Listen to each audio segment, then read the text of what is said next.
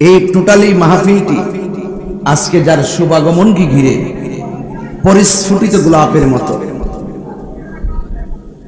যাকে আমি আজকে শ্রদ্ধার সাথে স্মরণ করছি। আজকের মাহফিলের পুরা মাহফিলের মধ্যমণি, যিনি এই মাহফিলের একটি অক্সিজেন, মারহাবা বলবেন না, আলহাজ ডক্টর মুফতি মোহাম্মদ ইমাম এম এ আশরাফ আলিমুল্লাহ সিদ্দিকী হুজুর মুদ্দাজিল্লাহুল আলী, তিনি এই গোটাই মাহফিলটি সদারত করছেন। অনিবার্য কারণবশত হয়তো তিনি আসবেন বা বৈরী আবহাওয়ার কারণে হয়তো সিদ্ধান্ত নিয়েছেন, হয়তো হুজুর আসতে পারেন। আমি হুজুরকে শ্রদ্ধার সাথে স্মরণ করছি। আল্লাহ পাক যেন হুজুর হায়াতের মধ্যে বরকত দান করে, বলুন আমিন। আরো বড় করে বলুন আমিন। ভাইরা আমার,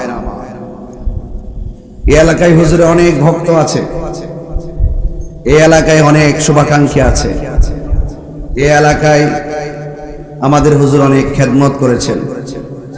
বাহাস মোনাজারায় যিনি অত্যন্ত দায়িত্বহীন কণ্ঠে বাতিলের বিরুদ্ধে কথা বলে থাকেন। আল্লাহ পাক যেন হুজুর হায়াতের মধ্যে বরকত দান করে, বলুন আমিন। আরো বড় করে বলুন আমিন। এই টোটালি মাহফিলটি আজকে যার শুভাগমনকে ঘিরে পরিস্ফুটিত গোলাপের মতো, যাকে আমি আজকে শ্রদ্ধার সাথে স্মরণ করছি। আজকের মাহফিলের পুরা মাহফিলের মধ্যমণি, যিনি এই মাহফিলের একটি অক্সিজেন, মারহাবা বলবেন না, আলহাজ ডক্টর মুফতি মোহাম্মদ ইমাম এম এ আশরাফ আলিমুল্লাহ সিদ্দিকী হুজুর মুদ্দাজিল্লাহুল আলী, তিনি এই গোটাই মাহফিলটি সদারত করছেন।